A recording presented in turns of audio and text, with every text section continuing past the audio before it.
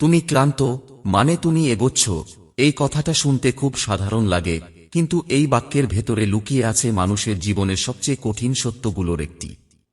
কারণ আমরা এমন একটা সমাজে বড় হই যেখানে ক্লান্তিকে দুর্বলতা বলে শেখানো হয়, যেখানে বলা হয় এত কষ্ট কেন করছে, একটু বিশ্রাম নাও, আর কত লড়বে। কিন্তু কেউ খুব কমই বলে তুমি ক্লান্ত মানে তুমি ঠিক পথেই আছো। অথচ বাস্তবতা হলো জীবনে যারা সত্যি কোথাও পৌঁছেছে তারা সবাই কোনো না কোনো সময় এই ক্লান্তির ভেতর দিয়েই হেঁটে গেছে। কেউ হাত ধরে টেনে নিয়ে যায়নি, কেউ শর্টকাট দেখায়নি। তারা হেঁটেছে, পড়েছে, উঠেছে, আবার হেঁটেছে, এবং একদিন বুঝেছে এই ক্লান্তি ছিল অগ্রগতির সবচেয়ে সৎ প্রমাণ। ক্লান্তি আসলে শরীরের ভাষা, কিন্তু তার বার্তা শুধু শরীরের জন্য নয়, মনের জন্য। শরীর যখন বলে আমি পারছি না, তখন মন চুপ করে শুনে, আর হৃদয় প্রশ্ন করে আমি কি সত্যিই থামতে চাই। এই প্রশ্নটাই মানুষকে আলাদা করে দেয়।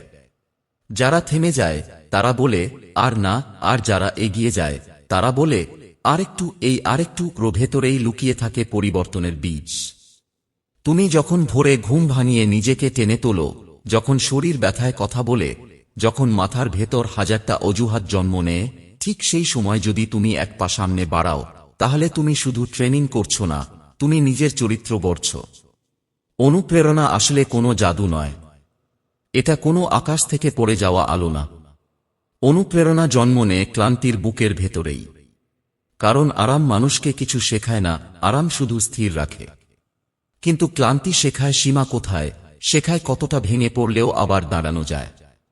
যে মানুষটা কখনো ক্লান্ত হয়নি সে কখনো নিজের গভীরতা জানেনি, আর যে নিজের গভীরতা জানে না সে নিজের শক্তিও জানে না। তাই যখন তুমি ক্লান্ত, তখন মনে রেখো তুমি নিজের অজানা শক্তির দরজায় দাঁড়িয়ে আছ। এই ক্লান্তির সাথে আবেগ জড়িয়ে থাকে, কখনো রাগ, কখনো হতাশা, কখনো এক অদ্ভুত শূন্যতা। মনে হয় আমি একাই, কেন অন্যরা তো এত কষ্ট করছে না, আমার পথটাই কেন এত কঠিন। এই প্রশ্নগুলো খুব স্বাভাবিক, কারণ মানুষ শুধু শরীর দিয়ে নয়, আবেগ দিয়েও লড়াই করে। শরীরের ব্যথা একসময় সয়ে যায়, কিন্তু মনের ক্লান্তি গভীর। তবুও এই আবেগগুলোই মানুষকে মানুষ করে তোলে। তুমি যখন একা ঘামে ভিজে দাঁড়িয়ে থাকো, চারপাশে কেউ নেই, তখন তোমার সাথে থাকে শুধু তোমার আবেগ আর তোমার স্বপ্ন। এই দুইয়ের মধ্যে যে লড়াইটা হয় সেটাই আসল ট্রেনিং। অনেক সময় ক্লান্তির মুহূর্তে চোখ ভিজে আসে, কেউ দেখে না, কেউ জানে না। সেই অদৃশ্য কান্নাগুলো খুব দামি, কারণ এগুলো দুর্বলতার নয়, এগুলো ত্যাগের সাক্ষ্য। তুমি যে জীবনটা বেছে নিয়েছ সেটা সহজ নয় বলেই এই কান্না।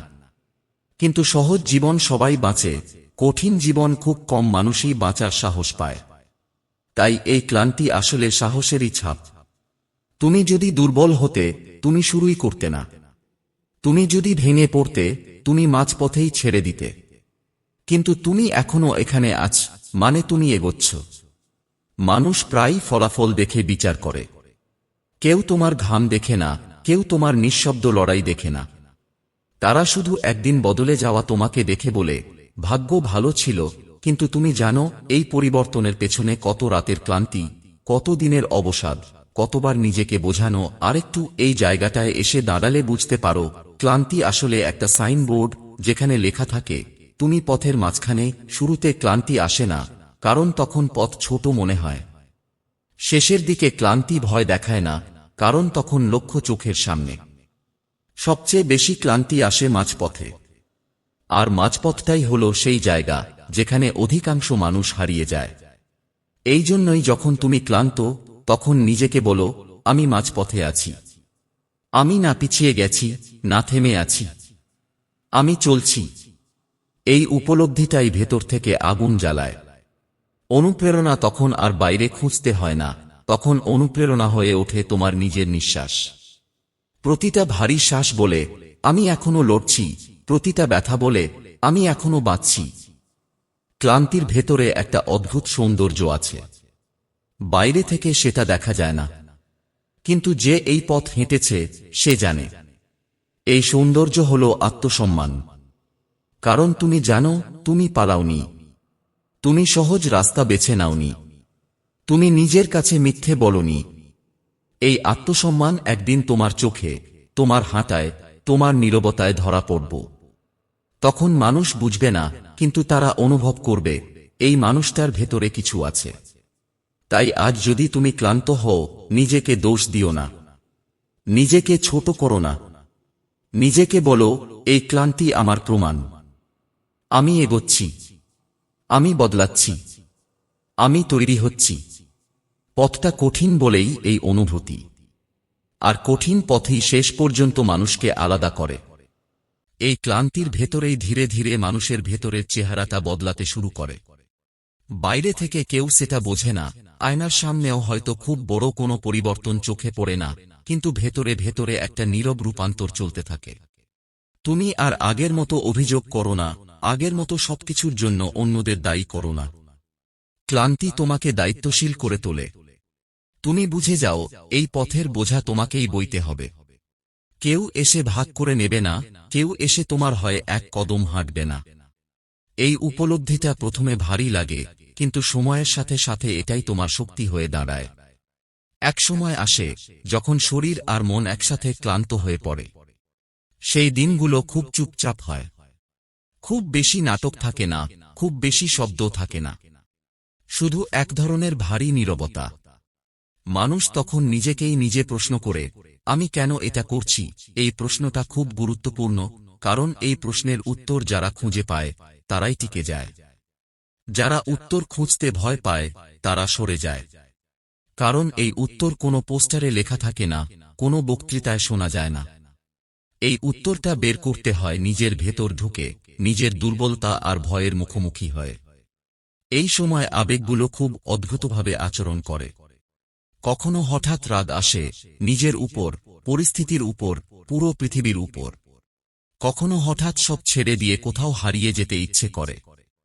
আবার কখনো কোনো কারণ ছাড়াই বুকের ভেতর একটা দৃঢ়তা জমে ওঠে, যেটার নাম দেওয়া যায় না, শুধু অনুভব করা যায়। এই অনুভূতিটাই আসলে তোমার আসল সত্তা। ক্লান্তি এই সত্তাটাকে বাইরে নিয়ে আসে। আরাম থাকলে এই সত্তা ঘুমিয়ে থাকে, লুকিয়ে থাকে। কিন্তু চাপ পড়লেই সে জেগে ওঠে। মানুষ ভাবে অনুপ্রেরণা মানে সবসময় উত্তেজনা, জোরে কথা, বড় বড় স্বপ্নের কথা। কিন্তু বাস্তব অনুপ্রেরণা খুব নীরব। বাস্তব অনুপ্রেরণা আসে সেই দিনগুলোতে, যেদিন কিছুই ভালো লাগছে না, তবুও তুমি কাজটা করছ। সেই দিনগুলোতে, যেদিন কেউ বাহবা দিচ্ছে না, তবুও তুমি নিজের নিয়ম ভাঙছ না। এই শৃঙ্খলা, এই নীরবতা, এই একগুঁয়েমি একদিন তোমাকে এমন জায়গায় নিয়ে যাবে যেখানে আর কাউকে কিছু প্রমাণ করতে হবে না। ক্লান্তির একটা বড় শিক্ষা হল ধৈর্য। তুমি বুঝে যাও, সবকিছু এখনই হবে না। শরীর যেমন একদিনে তৈরি হয় না, মনও একদিনে শক্ত হয় না। প্রতিটা দিন একটু একটু করে গড়ে ওঠে। এই ধীরে গড়ে ওঠার প্রক্রিয়াটাই মানুষকে ভেঙে দেয় বা তৈরি করে। যারা তাড়াহুড়ো করে, তারা মাঝপথে হোঁচট খায়।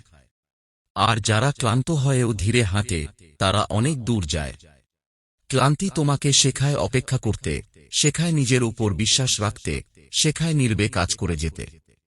একসময় তুমি লক্ষ্য করবে, ক্লান্তি আর আগের মতো ভয় দেখায় না। ব্যথা আসে, কিন্তু তুমি আতঙ্কিত হও না। অবসাদ আসে, কিন্তু তুমি নিজেকে হারিয়ে ফেলো না। কারণ তুমি জেনে গেছ, এই অনুভূতিগুলো ক্ষণস্থায়ী। এগুলো আসবে আবার যাবে। কিন্তু তুমি যদি প্রতিবার এগুলোর কাছে হার মানো, তাহলে এগুলোই তোমার পরিচয় হয়ে যাবে। আর যদি তুমি এগুলোর মধ্য দিয়েও দাঁড়িয়ে থাকো, তাহলে তুমি নিজেই নিজের কাছে শক্ত প্রমাণ হয়ে উঠবে। এই পর্যায়ে এসে আবেগের সাথে যুক্ত হয় এক ধরনের শান্ত দৃঢ়তা। তুমি আর আগের মতো উত্তেজিত নও, আবার নিরাশ নও। তুমি স্থির। এই স্থিরতাটা খুব মূল্যবান। কারণ এটা দেখায়, তুমি ভেতর থেকে বড় হচ্ছ। তুমি বুঝে গেছ, পথটা লম্বা, কষ্ট থাকবে, কিন্তু তুমি সেই কষ্টের ভেতরেই হাঁটতে শিখে গেছ। এই শেখাটাই আসল অর্জন। ফলাফল পরে আসে, পরিচয় পরে তৈরি হয়। আগে তৈরি হয় এই ভেতরের মানুষটা। অনেক সময় মানুষ ভাবে, ক্লান্তি মানেই থেমে যাওয়া দরকার। কিন্তু সব ক্লান্তি একরকম নয়। একটা ক্লান্তি আছে যেটা অবহেলার ফল, আর একটা ক্লান্তি আছে যেটা সাধনার ফল। এই দ্বিতীয় ক্লান্তিটাই পবিত্র। এটা তোমাকে ভাঙে না, বরং ঘষে মেজে ধারালো করে তোলে। তুমি যখন এই ক্লান্তি নিয়ে ঘুমাতে যাও, তখন তোমার ঘুম গভীর হয়। কারণ তুমি জানো, তুমি আজ পালাওনি। তুমি আজ নিজের কাছে সৎ ছিলে। এই সৎ থাকার অনুভূতিটা ভীষণ আবেগী। এটা চোখে জল এনে দিতে পারে, আবার বুক ভরে দিতে পারে গর্বে। কারণ পৃথিবীর বেশিরভাগ মানুষ নিজের কাছেই মিথ্যে বলে। তারা জানে তারা পারত, কিন্তু করেনি। তুমি জানো তুমি পেরেও ক্লান্ত হয়েছ, তবুও করেছ। এই তফাৎটাই একদিন সব বদলে দেবে।